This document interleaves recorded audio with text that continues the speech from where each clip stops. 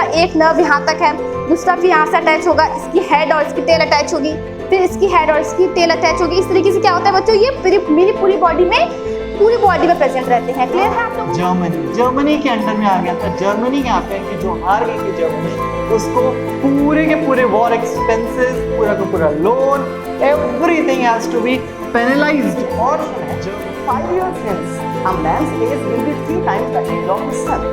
5 years ago, the man was 7 times as old as his son. Find their present ages. उनके present ages find करिए। मेरा passion है पढ़ाना, मुझे पढ़ाना अच्छा लगता है, मुझे एक अच्छा टीचर बनना है। तो उस अच्छे टीचर, दो फोर्सेस देख रहे हैं, those are perpendicular to each other. अब ये दोनों अगर एक दूसरे के परपेंडिकुलर है तो सिंपली आप क्या कर सकते हो, इन दोनों का मैग्नीट्यूड निकाल सकते हो। Hello everyone, myself Sakshi Rathore and you are very most welcome in our channel EduSwitch. So students, आज का जो हमारा सेशन होने वाला है उसमें हम डिस्कस करेंगे टिश्यू चैप्टर के अराउंड 20 MCQs को। ओके, अब देखिए बच्चों, इस चैप्टर को पढ़ना मतलब किसी भी चैप्टर को पढ़ना जितना कंपलसरी होता है, जितना जरूरी होता है, उतना ही जरूरी होता है उन चैप्टर्स के MCQs plus question and answers को सॉल्व करना। ओके बच्चों, आप चैप्टर्स को पढ़ के अपने डाउट्स क्लियर कर सकते हैं, कॉन्सेप्ट क्लियर कर सकते हैं एक्चुअली में।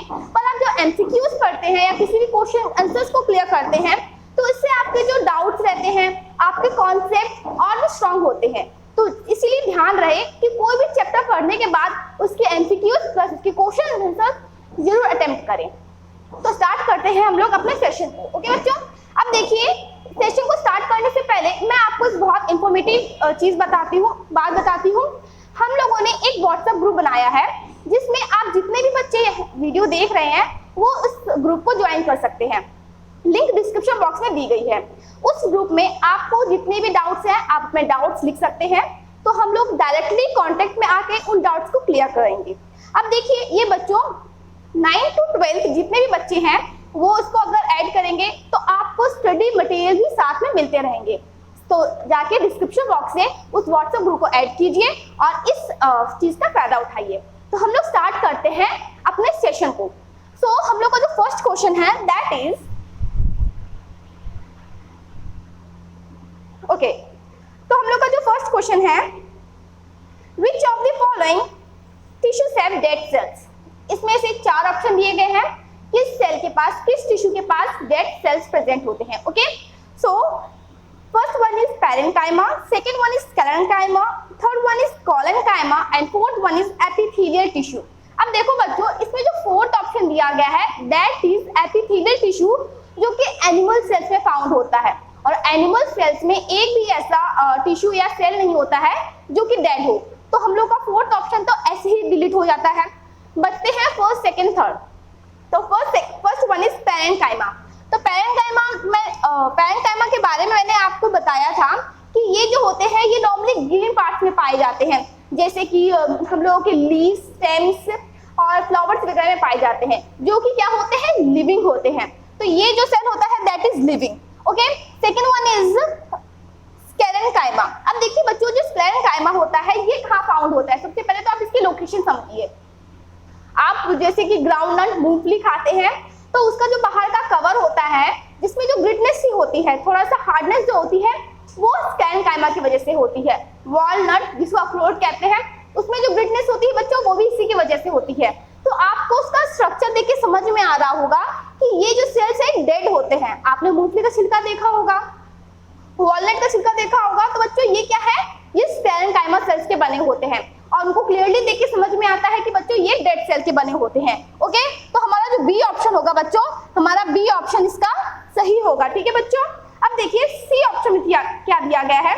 सी ऑप्शन इज क्लोरेन्काइमा।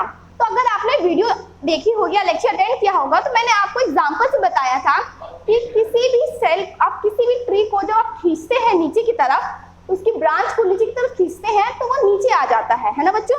अब नीचे आने के बाद आप उसको जब छोड़ते हैं तो वो ऊपर की तरफ चला जाता है। That is due to the collenchyma cells. Okay, collenchyma cells क्या करते हैं, एक मैकेनिकल स्ट्रेंथ प्रोवाइड करते हैं ट्री को, जो कि उस ब्रांच में होती है। तो हम उसको जब नीचे खींचते हैं तो नीचे तो आ जाती है, पर जब हम उस ब्रांच को छोड़ते हैं तो वो दोबारा ऊपर की तरफ चली जाती है। ओके बच्चों, तो ऑब्वियसली अगर वो दोबारा ऊपर की तरफ जा रही है it means that is living. तो इसका आंसर क्या होगा बच्चों, सी भी नहीं होगा। तो इसका आंसर क्या है, केवल बी है। क्लियर? अगर किसी बच्चे को कोई डाउट है तो वो कमेंट सेक्शन में कमेंट कर दे। तो नेक्स्ट वीडियो में, नेक्स्ट लेक्चर में जब मैं दोबारा अटेंड करूंगी तो मैं आपको समझा दूंगी। किसी बच्चे का अगर अपना कोई पर्सनल डाउट है इस चैप्टर को लेके तो मैं भी वो क्लियर कर दूंगी। ओके, आप डाउट्स बिल्कुल मत रखिएगा। ओके, तो मूव करते हैं हम लोग सेकंड क्वेश्चन की तरफ। That is find out incorrect sentence. इसमें हम लोगों को इनकरेक्ट सेंटेंस के बारे में बताना है। Clear? Parenchymal cells tissues have intercellular spaces.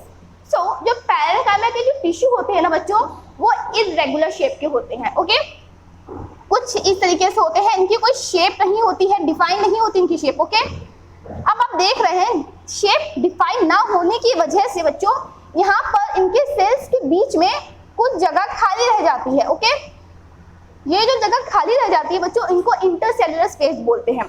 तो ऑब्वियसली फर्स्ट सेंटेंस या फर्स्ट ऑप्शन इज करेक्ट, क्योंकि इसमें सही चीज बताई गई है, उनमें इंटरसेल्युलर स्पेस प्रेजेंट होता है। क्लियर? अब देखिए सेकंड बताया क्या, इसमें सेकंड क्या बोला गया है कि कॉरेंकाइमस टिश्यूज आर इररेगुलरली थिकन्ड एट कॉर्नर। तो अभी मैंने जो फर्स्ट क्वेश्चन डिस्कस किया था बच्चों, तो मैंने आपको क्या बताया था कि कॉरेंकाइमा का जो टिश्यूज होते हैं, जब हम ब्रांच को नीचे की तरफ खींचते हैं बच्चों, तो वो नीचे से फिर दोबारा ऊपर की तरफ चला जाता है ना बच्चों। क्यों? क्योंकि वो लिविंग होता है, मैंने आपको ये बताया था। अब देखिए बच्चों, अगर मान लीजिए कि वो बहुत वीक होता, थिक नहीं होता, तो हम जब नीचे की तरफ खींचते बच्चों, तो वो टहनी तभी टूट जानी चाहिए थी, पर क्या होता है कि वो नहीं टूटती है और वापस ऊपर चली जाती है। इसका मतलब क्या है कि वो थिक है। अपने इनके जो सेल्स होते हैं ना बच्चों, इनके जो सराउंडिंग होती है, ये जो सेल्स है बच्चों, इनके सेल्स की जो सराउंडिंग होती है ना बच्चों, तो यहाँ पर ये क्या होती है बच्चों, थिक होती है। ठीक है, जिसकी वजह से क्या होता है, ये एक लिविंग मैकेनिकल सपोर्ट प्रोवाइड करती है। क्या करती है? एक लिविंग मैकेनिकल सपोर्ट प्रोवाइड करती है। ओके, तो सेकंड सेट जो ऑप्शन है that is also correct. Third में बोला गया है apical and intercalary meristems of permanent tissue. आपको बिल्कुल समझ में आ गया होगा कि ये ऑप्शन बिल्कुल गलत है। क्यों? क्योंकि apical end meristems are which kind of cells? These are meristematic cells, है ना? मेरिस्टेमेटिक सेल्स हैं और परमानेंट सेल्स नहीं है। तो इसका आंसर क्या होगा बच्चों? इसका आंसर होगा सी। क्यों? क्योंकि इसमें जो एपिकल एंड मेरिस्टेमेटिक सेल्स होते हैं, टिश्यू होते हैं, वो मेरिस्टेमेटिक होते हैं, that is not a permanent. Clear आप लोगों को? तो मूव करते हैं हम लोग थर्ड क्वेश्चन की तरफ। हम लोग का थर्ड क्वेश्चन क्या है? बहुत इजी क्वेश्चन है बच्चों। अगर आपने चैप्टर्स पढ़े होंगे, वीडियो अटेंड की होगी, तो बच्चों आपको इन क्वेश्चंस में कोई डाउट नहीं होगा।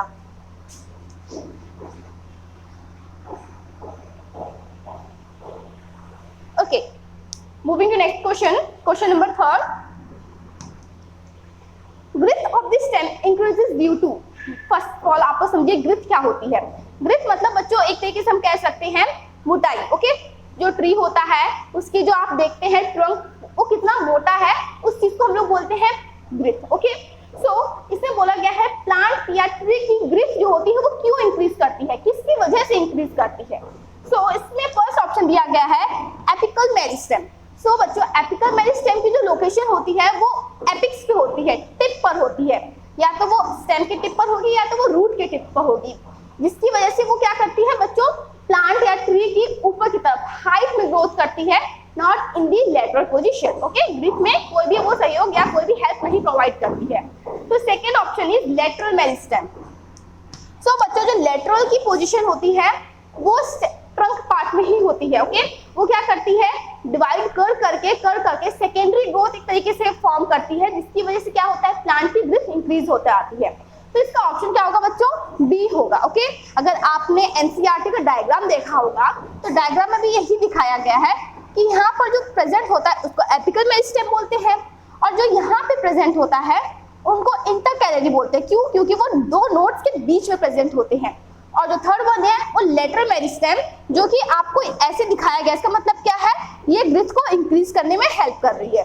तो इसका ऑप्शन होगा बच्चों that will be B. Okay, that is lateral meristem. So what is fourth question? Fourth question है बच्चों,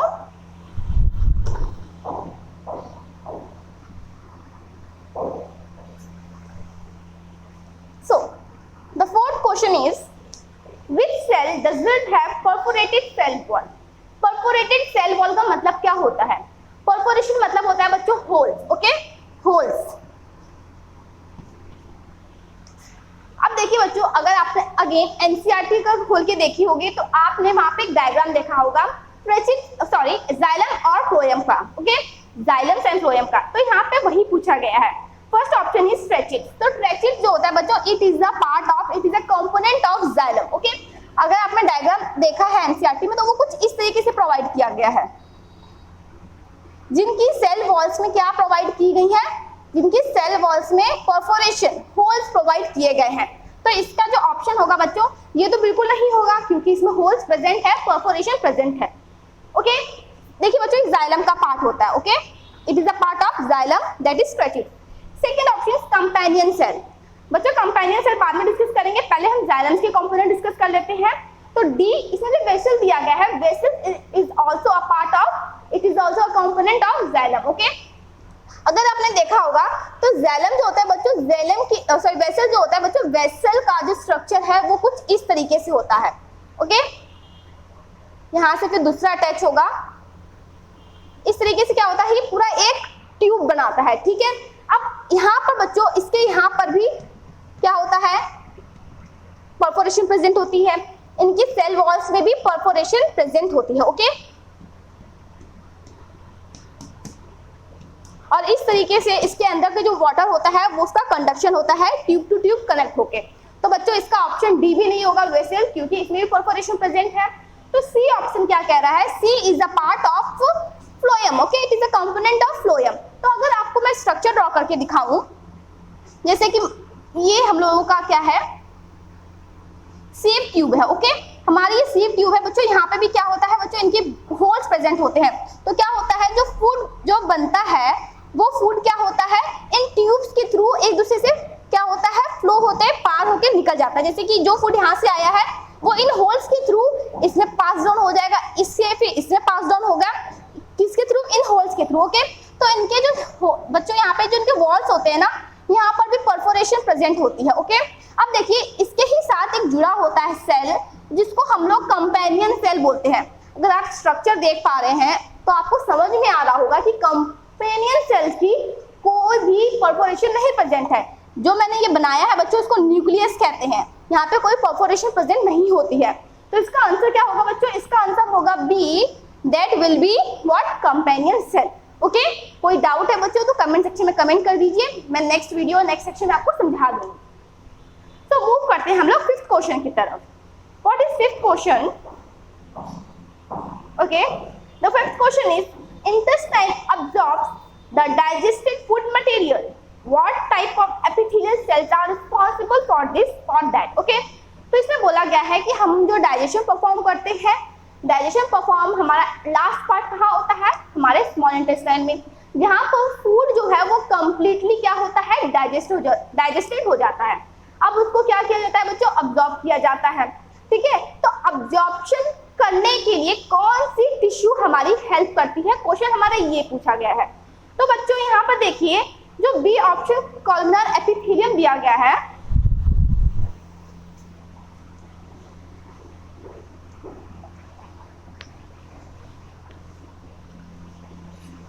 सो यहाँ पे जो बी ऑप्शन कॉलमनर एपिथेलियम दिया गया है, ये जो होता है ये पिलर शेप का होता है। कैसी शेप का होता है बच्चों, पिलर शेप का, ओके, पिलर शेप। तो बच्चों ये जो कॉलमनर एपिथेलियम सेल्स होते हैं, इनका फंक्शन क्या होता है, पहले आप ये समझिए। इनका फंक्शन जो होता है that is secretion plus absorption, okay, secretion and absorption. Secretion का मतलब होता है बच्चों कुछ चीजों को सिक्रीट करना, लाइक हार्मोन्स वगैरह, वैक्स वगैरह, ऑयल, इन सब चीजों को सिक्रीट करना, ओके, जिसको क्या बोलते हैं, सिक्रीशन बोलते हैं। And absorption, so absorption obviously आप समझ रहे हैं, कोई चीज जब डाइजेस्ट हो जाती है, लाइक वाटर, फूड, न्यूट्रिएंट्स, इन सब चीजों को अब्जॉर्ब करना, ठीक है। तो अगर इनका फंक्शन अगर सिक्रीशन प्लस अब्जॉर्प्शन है, तो ऑब्वियसली जो कॉलमनर एपिथेलियम है हमारे स्मॉल इंटेस्टाइन में प्रेजेंट होता है, जिसकी वजह से जो खाना डाइजेस्ट हो जाता है उसको अब्जॉर्ब करने में कौन हेल्प करता है, हम लोगों का कॉलमनर एपिथेलियम, ओके। तो इसका ऑप्शन क्या होगा बच्चों, इसका ऑप्शन होगा बी, ओके। मूव करते हैं हम लोग नेक्स्ट क्वेश्चन की तरफ।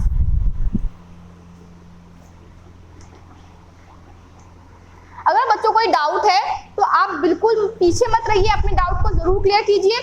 आप अपने जो आपको इस चैप्टर से डाउट है आप वो भी पूछ सकते हैं। I am always there for you. आपको मैं नेक्स्ट सेशन में समझा दूंगी आपको पर्सनल जो डाउट है, और प्लस इस कोई अगर आपको इस सेशन में डाउट हो रहा है तो आप पूछ सकते हैं। तो हम लोग मूव करते हैं 6th क्वेश्चन की तरफ।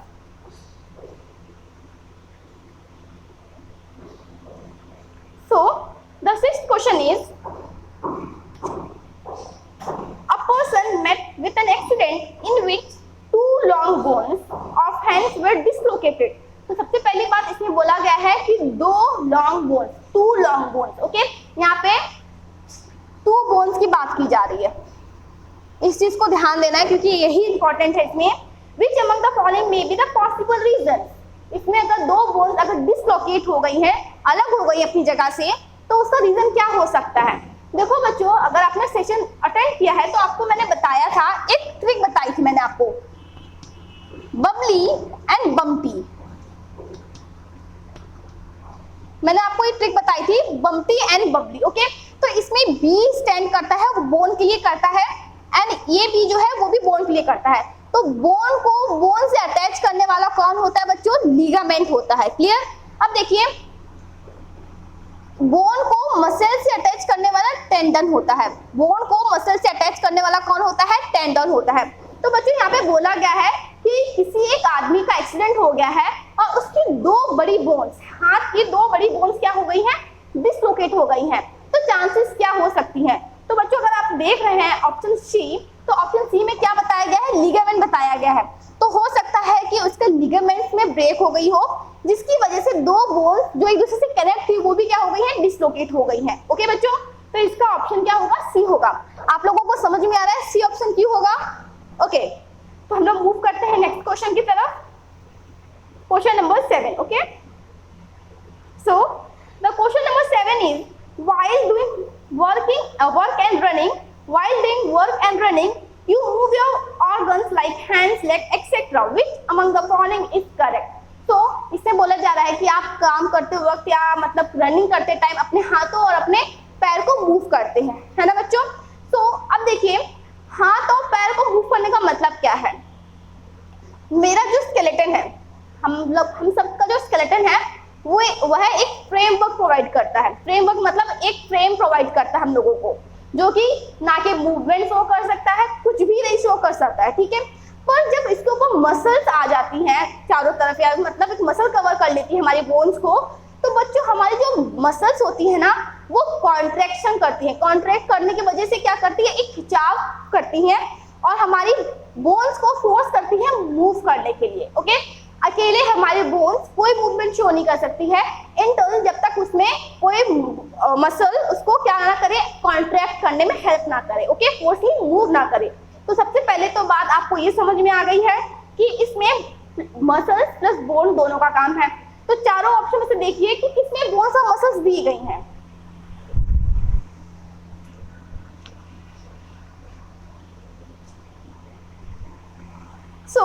यहाँ पे देखिए, अगर आप देख रहे हैं तो चारों ऑप्शन में मसल्स प्लस बोन्स दी गई हैं।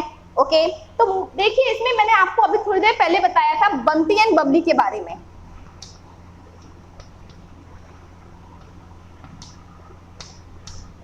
बम्पी एंड बबली के बारे में तो मैंने आपको क्या बताया था कि बोन को मसल से जो मूव करवाने वाला होता है, बोन को मसल से कनेक्ट करवाने वाला कौन होता है? टेंडन होता है। ओके, अब अगर मसल बोन को मूव करने में हेल्प कर रही है, फोर्सली मूव करवा रही है, तो डेफिनेटली वो उससे अटैच है, और अटैच कौन करता है? टेंडन करता है। तो आप चार ऑप्शन में से ये देखिए कि टेंडन किसमें ऑप्शन दिया गया है। तो टेंडन जो है बच्चों बी और डी में दिया गया है ना। तो हम लोगों का जो आंसर होगा बी और डी में से होगा। अब देखिए इसमें ये बोला गया है, एक में स्मूथ मसल दी गई है और एक में स्केलेटल मसल दी गई है।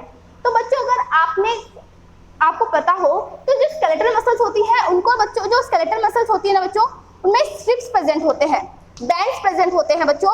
ये जो बैंड होता है ना, ये लाइट और डार्क बैंड्स को कहते हैं हम लोग।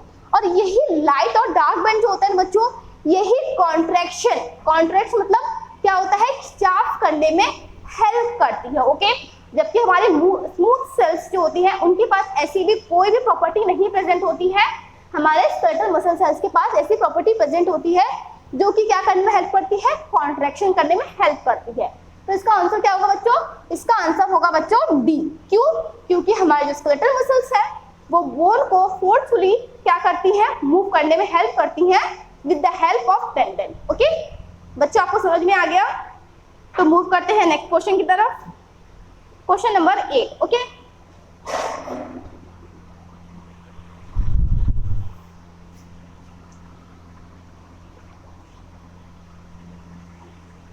so the question number 8 is which muscles act involuntary? So what is involuntary?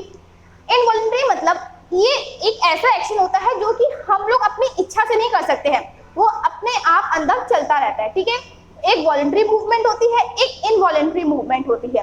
Voluntary movement मतलब जो जिसमें हम लोग अपनी इच्छा के अनुसार, हम लोग अपने विल के अकॉर्डिंग क्या कर सकते हैं, चीजों को मूव कर सकते हैं। जैसे कि मैं जब चाहूँ तब मेरे हाथ मूव करता है, मैं जब चाहूँ तब मेरा हेड मूव करता है, उसी तरह मेरी लेग्स मूव करती है ना बच्चों? क्यों? क्योंकि मैं चाह रही हूँ तभी मूव कर रहे हैं।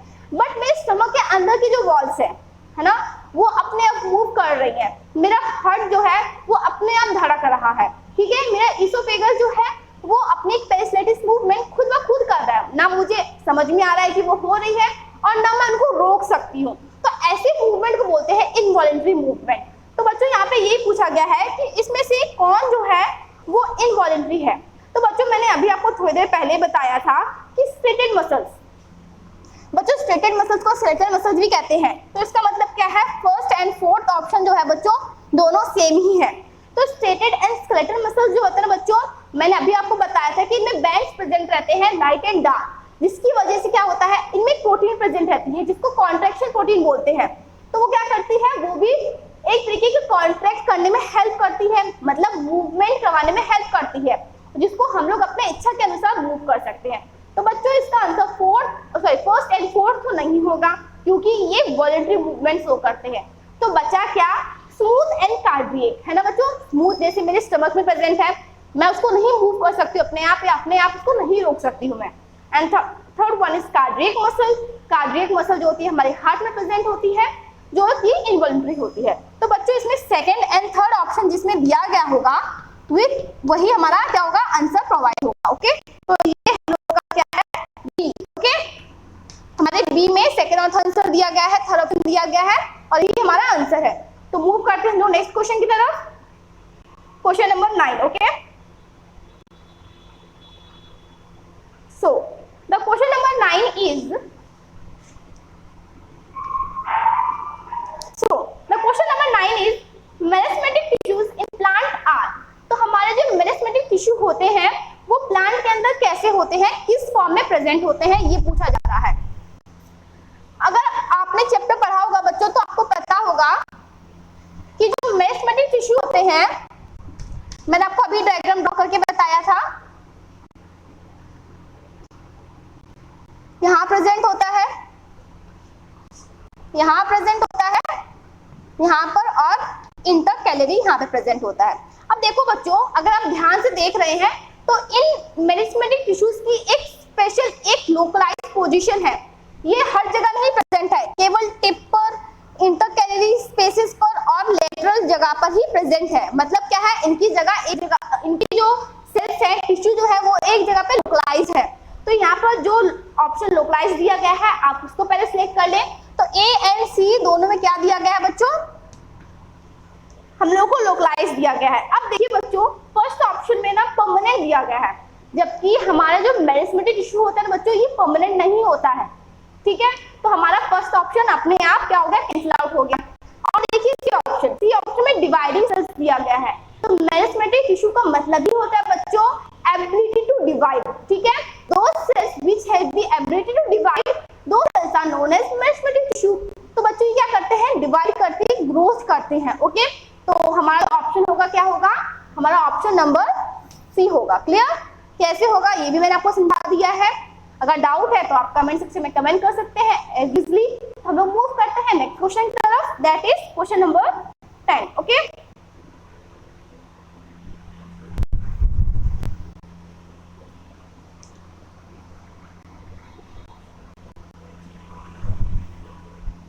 Okay, question number 10 is which is not a function of epidermis. आपको सबसे पहले ये समझना है कि एपिडर्मिस होती क्या है। बच्चों ये प्लांट सेल्स में पाई जाती है। ओके, प्लांट सेल्स जो प्लांट्स होते हैं बच्चों, इनकी जो आउटर बॉडी होती है उसको चारों तरफ से कवर करने वाली जो सेल होती है उसको क्या बोलते हैं, एपिडर्मिस बोलते हैं। जैसे कि हमारे जो ह्यूमन बींग्स, हम लोग एनिमल्स वगैरह हैं, उनको पूरे तरीके से आउटर मोस्ट में कवर करने वाली सेल का नाम क्या है, एपिडर्मल सेल्स, है ना बच्चों।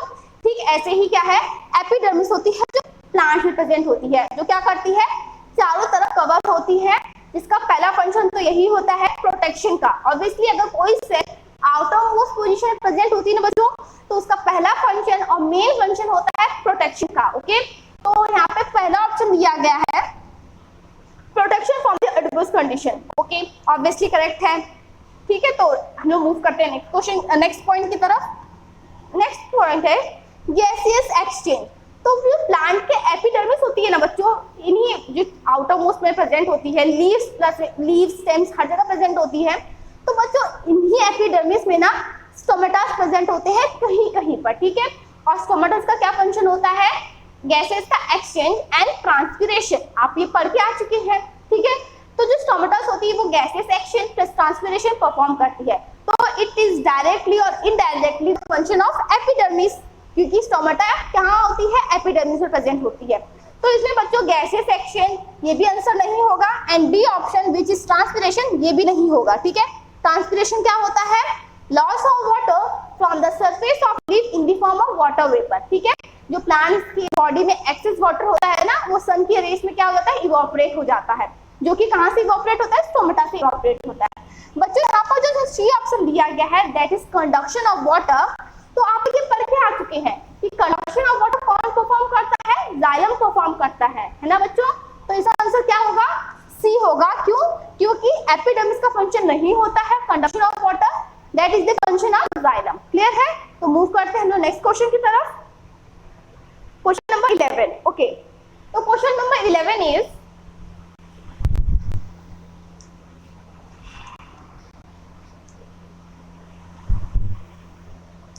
okay, the question number 11 is select the incorrect statement sentence। okay, इसमें से जो incorrect sentence है हमें उसको बताना है। so पहला हम लोग को जो दिया गया है option that is blood has the matrix containing protein, salts and hormones।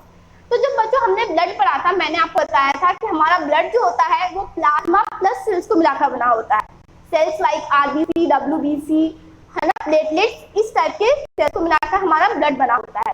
तो बच्चों हमारी जो प्लाज्मा होती है विच is a component of blood, उसमें कुछ प्रोटीन्स होती हैं like albumin protein, globulin protein, मतलब बहुत सारी प्रोटीन्स प्रेजेंट होती हैं, कुछ हार्मोन्स प्रेजेंट होते हैं और सॉल्ट्स प्रेजेंट होते हैं। तो बच्चों ये जो स्टेटमेंट है ये बिल्कुल करेक्ट है, क्योंकि हमारे ब्लड में ये सब चीजें प्रेजेंट होती हैं।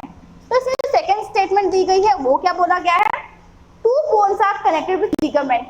वेरी सिंपल, मैंने अभी आपको बताया था कि हमारे बोन को बोन से कनेक्ट करने वाला कौन होता है, दैट इज लिगामेंट। आप इस स्टिक से याद कर सकते हैं, लिगामेंट। ओके, थर्ड हमारा ऑप्शन है tendons are non fibrous tissue and fragile. तो बच्चों सी को सॉल्व करने से पहले हम डी को समझते हैं। ठीक है, देखो बच्चों एमसीक्यूज करने का सबसे सही तरीका यही होता है, आप ऑप्शंस को एलिमिनेट करते जाओ तो आपका आंसर अपने आप आ जाता है। ठीक है, अब देखिए यहाँ पे बी दिया गया है, cartilage is a form of connective tissue. तो आपने पढ़ा होगा कि हमारा जो बोन, लिम्फ और क्या कहते हैं ब्लड, कार्टिलेज, एडिपोज टिश्यू, एरोनल टिश्यू, ये सब क्या है, हमारे कनेक्टिव टिश्यू के टाइप्स है। क्लियर है, मैंने क्या क्या बताया आपको, हमारा ब्लड, लिम्फ, बोन, कार्टिलेज, एरोनल टिश्यू, एडिपोज टिश्यू, ये क्या है बच्चों, ये सारे के सारे क्या है, हमारे कनेक्टिव टिश्यू के टाइप्स है। ओके, और इसी के अंदर हमारा क्या आता है बच्चों, हमारा इसी के अंदर कार्टिलेज आता है, तो obviously it is also type of connective tissue. तो हमारा डी स्टेटमेंट भी क्या है, अपने आप सही हो गया। तो बचा क्या, सी। ठीक है, सी क्या है, tendons are non fibrous tissue and fragile. जो कि गलत है। तो हमारा ऑप्शन क्या होगा बच्चों, सी होगा। ओके, तो मूव करते हैं हम लोग नेक्स्ट क्वेश्चन की तरफ, that is question number 12। Okay, तो क्वेश्चन नंबर 12 इज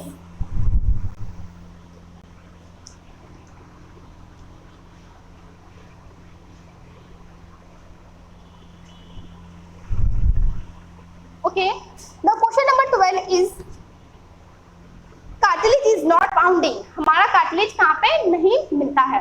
अब देखिए, मैंने आपको कार्टिलेज की प्रॉपर्टी बताई थी कि हमारे कार्टिलेज की प्रॉपर्टी होती है कि वो हल्की सी मूवमेंट शो कर सकता है as compare to our bones. हमारी जो बोन्स होती हैं वो बच्चों क्या होती हैं, वो हार्ड होती हैं। ठीक है, हमारी जो कार्टिलेज होती है वो क्या होती है बच्चों, सॉफ्ट होती है, जिसको हम लोग मूव कर सकते हैं। लाइक जैसे मेरे नोज पे जो कार्टिलेज प्रेजेंट है, मैं अपने नोज को मूव कर सकती हूँ ना, तो क्या है उसमें कार्टिलेज प्रेजेंट है। मैं अपने ईयर्स को भी मूव कर सकती हूँ, तो इसमें क्या है बच्चों, ये भी कार्टिलेज होता है। इसी तरीके से हमारे लैरिंक्स में भी क्या होता है बच्चों, कार्टिलेज प्रेजेंट होता है। तो बच्चों हमारी जो किडनी होती है ना, वहां पर कार्टिलेज नहीं प्रेजेंट होता है, तो इसका ऑप्शन क्या होगा, इसका ऑप्शन हो गया C, that is kidney. Okay, तो मूव करते हैं क्वेश्चन नंबर 13 की तरफ।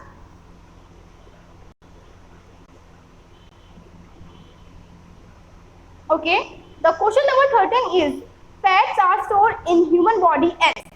फैट जो होता है वो ह्यूमन बॉडी में कैसे स्टोर होता है, किसके फॉर्म में स्टोर होता है। ओके, तो इसका आंसर जो है बहुत क्लियर है, बहुत ज्यादा, that is B, adipose tissue. तो एडिपोज टिश्यू देखो बच्चों, कोई भी जैसे कि एक फैक्ट बता रही हूँ, जो हिली एरियाज होती है, हिमालय टाइप एरिया होती है जहाँ पर टेम्परेचर बहुत कम होता है, ठीक है, तो वहाँ के जो एनिमल्स होते हैं ना बच्चों, वहाँ के एनिमल्स जो होते हैं लाइक जो सील हो गई है, पेंगुइन हो गई है बच्चों, इनके पोलर बियर्स, तो इनके जो एपिडर्मिस सेल के नीचे, एपिडर्मिस लेयर जो होती है उसके बिल्कुल नीचे एक और लेयर प्रेजेंट होती है, that is adipose tissue layer. ठीक है, एडिपोज की लेयर प्रेजेंट होती है। ठीक है, उसका फंक्शन क्या होता है बच्चों, वो फैट को स्टोर करने का काम करती है। अब बच्चों जब फैट स्टोर होता है ना, उसकी वजह से ना उनको क्या होता है, गर्मी, मतलब जो बाहर का जो ठंडा टेम्परेचर है वो क्या है, वो उनकी बॉडी के अंदर नहीं जा पाता है, जिसकी वजह से उनको ठंडी नहीं लगती है। क्लियर है आप लोगों को। तो हमारा जो एडिपोज टिश्यू होता है बच्चों, इसका फंक्शन होता है फैट स्टोरेज का, और हमारा फैट क्या करता है, हमें मतलब बाहर की जो ठंडी होती है उसको अंदर की तरफ नहीं मूव करने देती है। इसीलिए बच्चों आपने सुना होगा कि जो पतले लोग होते हैं उनके अंदर कम फैट स्टोरेज होता है, तो उनको ज्यादा ठंडी लगती है as compare to those persons which are little bit healthy. जो हेल्थी होते हैं, जो ठीक और थोड़े फैट होते हैं, उनको फैटी होते हैं, उनको क्या लगती है, उनको कम ठंडी लगती है पतले लोगों से। क्यों? क्योंकि उनमें ज्यादा फैट स्टोर होता है। क्लियर? ओके, तो मूव करते हैं हम लोग नेक्स्ट क्वेश्चन की तरफ। तो इसका आंसर हम लोगों का बी है। ओके, तो 14th नंबर क्या है? 14th नंबर क्वेश्चन इज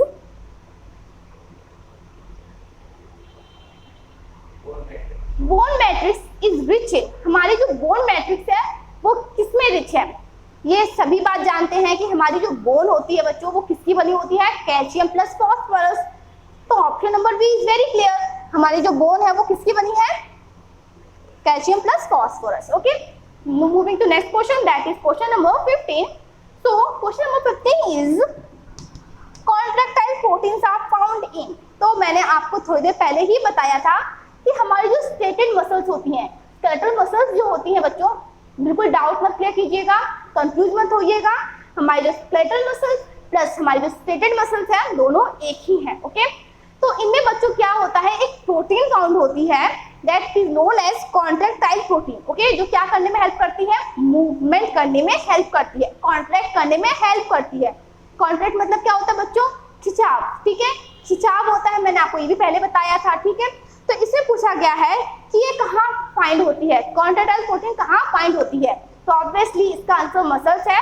और कौन सी मसल्स है? दैट इज स्केलेटल या फिर स्टेटेड मसल्स। ओके, तो हमारा 15 नंबर का ऑप्शन जो होगा सी होगा। क्लियर है?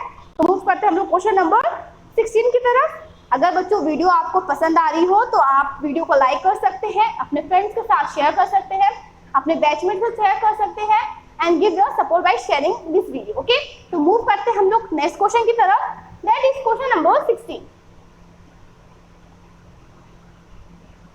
So the question number 16 is voluntary muscles are found in. Okay, हमारी जो voluntary muscles होती हैं वो कहाँ फाउंड होती हैं? अभी मैंने आपको थोड़ी देर पहले बताया था कि voluntary movement मूवमेंट होती है और एक इनवॉलेंट्री मूवमेंट होती है। तो वॉलेंट्री मूवमेंट क्या होता है? वह मूवमेंट जो कि हम अपने विल के अकॉर्डिंग मूव कर सकते हैं। ओके, विल के अकॉर्डिंग मतलब मैं चाहूँ तो मूव कर सकती हूँ। लाइक मैं अपने हैंड्स को अपने जब चाहूंगी तब हिला सकती हूँ, अपने पैरों को जब चाहूँ तब हिला सकती हूँ, अपने हेड को भी, है ना बच्चों। तो ये मैं क्या कर रही हूँ? वॉलेंट्री मूवमेंट शो कर रही हूँ।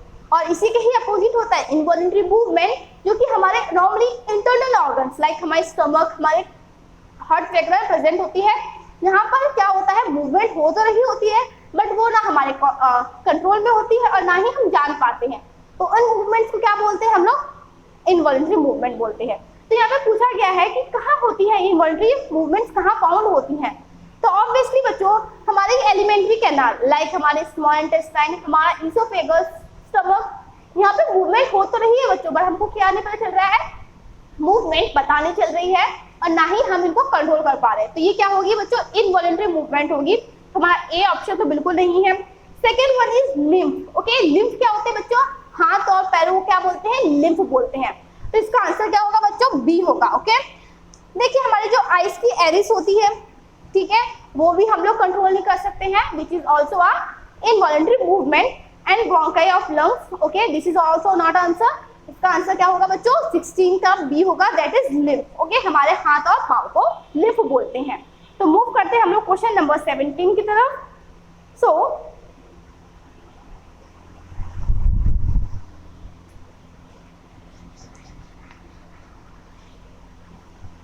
तो question number 17 is nervous tissue is not found in. हमारा नर्वस टिश्यू कहाँ फाउंड नहीं होता है?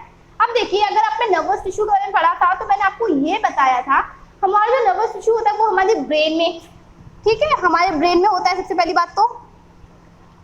अब ब्रेन के बाद जहाँ पे मेरा ब्रेन खत्म होता है और मेरा मतलब बैक पार्ट स्टार्ट होता है बच्चों, तो वहाँ पे क्या होती है? बैकबोन होती है। ये बस सभी को पता है, हमारी बैकबोन होती है। अब उस बैकबोन की बच्चों ना पोजीशन देखिए कैसे होती है, वो कैसे होती है? वो कुछ इस तरीके से होती है, अगर आप देख पा रहे हैं वो कुछ इस तरीके से होती है, इनके बीच में जगह रह जाती है, ठीक है। ये मेरी बैकबोन है इस तरीके से और इस तरीके से दूसरी अटैच होती है, तो इसके बीच में क्या होती है बच्चों? जगह रह जाती है, ठीक है। और उसी जगह से क्या निकलती है? Spinal cord, okay. और हमारी spinal cord is the part of our nervous tissue, okay. तो इसका ऑप्शन क्या, इसमें क्या होगा? Second one is spinal cord. अब देखिए मेरी पूरी बॉडी में क्या होगा? नर्व सेल्स जो है वो फैली हुई है, जिसकी वजह से मैं क्या कर सकती हूँ बच्चों? जैसे कि किसी चीज को फील कर सकती हूँ। मान लीजिए मुझे गर्मी लग रही है, मतलब गर्मी नहीं है, मुझे कोई चीज जल गई, मान लीजिए कोई कैंडल पे मैंने जलती हुई कैंडल पे हाथ रख दिया, तो क्या होगा? मैं अचानक से उस चीज को मूव कर लूंगी, अपनी उंगली को मूव कर लूंगी। क्यों? क्योंकि मेरे जो नर्व सेल है ना वो ब्रेन तक क्या एक मैसेज पहुंचाएगी कि ये पार्ट क्या है? जल रहा है, और तुरंत मेरा ब्रेन मैसेज देगा उस उंगली को हटाने के लिए। तो ठीक है बच्चों, वो किस वजह से होता है? नर्व सेल्स की वजह से होता है। तो बच्चों की जो हमारी नर्व्स होती है ना, ये पूरी क्या होती है? बॉडी में फैली होती है, विच is a part of nervous tissue. तो हमारी इन तीन चीजों को मिलाकर ही हमारा नर्वस टिश्यू बनता है, ओके। तो इसमें जो ऑप्शन नंबर सी दिया है दैट इज टेंडन। तो टेंडन जो है वो बच्चों, ये इसका आंसर नहीं है, आप पढ़ चुके हैं टेंडन क्या होता है।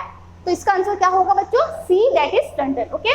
तो मूव करते हैं क्वेश्चन नंबर 18 की तरफ। ओके, क्वेश्चन नंबर 18 जो है वो भी इससे रिलेटेड है।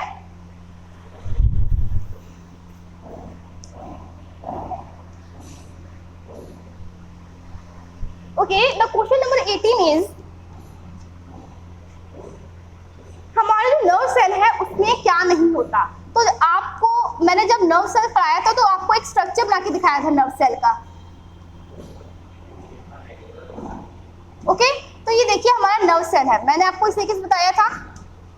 अब इसमें पूछ रहा है कि इसमें से कौन सा पार्ट नर्व सेल का नहीं है। एक्सॉन, बच्चों ये जो आपको दिख रहा है इसको एक्सॉन बोलते हैं, which is a part of nerve cell. B option nerve ending, बच्चों इस चीज को नर्व एंडिंग बोलते हैं, ठीक है। सी पार्ट, सी से पहले डिस्कस करते हैं। डी को डेंड्राइट्स, ये बच्चों ये आपको जो दिख रहा है इसको डेंड्राइट्स बोलते हैं। तो इसमें क्या नहीं प्रेजेंट होता है बच्चों? टेंडेंस नहीं प्रेजेंट होता है, ओके। ऑप्शन नंबर सी जो टेंडेन दिया गया है वो नर्व्स का पार्ट नहीं होता है, हमने इससे पहले भी डिस्कस किया था अभी थोड़ी देर पहले ही, ओके। तो क्वेश्चन नंबर 19 की तरफ मूव करते हैं। Okay, the question number 19 is, which of the following help in the repair of tissue and fills up with the space inside the organ? तो बच्चों इसमें से पूछा गया है कि मतलब कौन सा ऐसा टिश्यू है जो हेल्प करता है किसमें रिपेयरिंग ऑफ सेल में, प्लस जो हमारे इंपॉर्टेंट या विजुअल ऑर्गन्स होते हैं लाइक स्टोमक, किडनी, लंग्स वगैरह, इनके अंदर जो जगह खाली जगह होती है, एम्प्टी स्पेस जो होती है, उसको फिल करने का काम करती है। ओके, तो इसका आंसर बच्चों ये तो बिल्कुल आपने अगर एनसीईआरटी खोल के देखी होगी तो आपको उसमें साफ साफ लाइनों में बताया गया है कि इसका आंसर होगा सी, दैट इज एरोनल टिश्यू। ठीक है, एरोनल टिश्यू जो होता है बच्चों ये खाली जगह को भरने का काम करता है। ठीक है, तो मूव करते हैं हम लोग last question, that is question number 20। So the question number 20 is, the muscular tissue which does not which function throughout the life continuously without fatigue। तो बच्चों अगर आपने नोटिस किया है कि हमारा जो हार्ट है वो बिना किसी मतलब थकावट के थकान के क्या करता है, वो पूरी लाइफ क्या करता है, पंप करता रहता है ब्लड को, वो क्या करता रहता है, पंपिंग करता रहता है, धड़कता रहता है किसी थकावट के बिना। ओके, थ्रू लाइफ वो इसी तरह की मूवमेंट शो करता है। अब देखो बच्चों, अगर वो बाय चांस मान लीजिए कि वो क्या हो गया, थक गया, ठीक है, आराम करने बैठ गया, तो क्या होगा, उसी टाइम काम तमाम हो गई, समझिए बिल्कुल, है ना। तो हमारा जो हार्ट होता है ना बच्चों, वो रेगुलरली अपना जब से पैदा हुए हैं तब से लेके डेथ तक क्या होता है, हमारा हार्ट वर्क करता रहता है। तो इसका आंसर जो होगा बच्चों that is B, number B option, that is cardiac muscle, जो कि कहाँ प्रेजेंट होती है, हमारे हार्ट में प्रेजेंट होती है। ओके, तो बच्चों इसी तरीके से आपने इस चैप्टर के 20 क्वेश्चंस को क्या कर लिया, डिस्कस कर लिया एमसीक्यूज को। अब जो हमारा नेक्स्ट सेशन होगा बच्चों, हम लोग जो बचे कुछ एमसीक्यूज रह गए हैं अराउंड वो भी 20 होंगे, तो हम उनको भी डिस्कस कर लेंगे, जिसकी वजह से आपका इस चैप्टर से जितना भी एमसीक्यूज है वो क्या होगा, आपका क्लियर हो जाएगा। ओके, आपको कोई डाउट नहीं रहेगा एमसीक्यूज के अकॉर्डिंग। और बच्चों ये जितने भी एमसीक्यूज थे बहुत ही इंपॉर्टेंट थे, बहुत जरूरी थे, तो इस वीडियो को बिल्कुल देखिए अच्छी तरीके से, समझिए। कोई डाउट है तो आप कमेंट सेक्शन में कमेंट कर दीजिए। मैंने आपको अभी बताया था कि हम लोग का एक ग्रुप है जो कि जिसकी डिस्क्रिप्शन आपको डिस्क्रिप्शन बॉक्स में दी गई है, तो आप वहाँ पे जाके उस ग्रुप को ज्वाइन कर सकते हैं। आपका जितने भी डाउट्स हैं हम मिलकर क्लियर करेंगे। ओके, कॉन्टेक्ट करके क्लियर करेंगे। इससे क्या होगा, आपके जो मतलब डाउट्स हैं वो भी क्लियर हो जाएंगे। साथ में हम लोग स्टडी मटेरियल प्रोवाइड करते हैं, जिसकी वजह से आप स्टडी मटेरियल ले सकेंगे और पढ़ सकते हैं। तो ठीक है, अगर आपको अच्छा लगे और प्रॉफिट लेना चाहते हैं उस ग्रुप का, तो आप हमें ऐड कर सकते हैं, हमारे साथ ऐड हो सकते हैं। ठीक है बच्चों, तो मूव करते हैं हम लोग, हम लोग खत्म करते हैं आज के सेशन को। तब तक के लिए खुश रहिए, मुस्कुराते रहिए।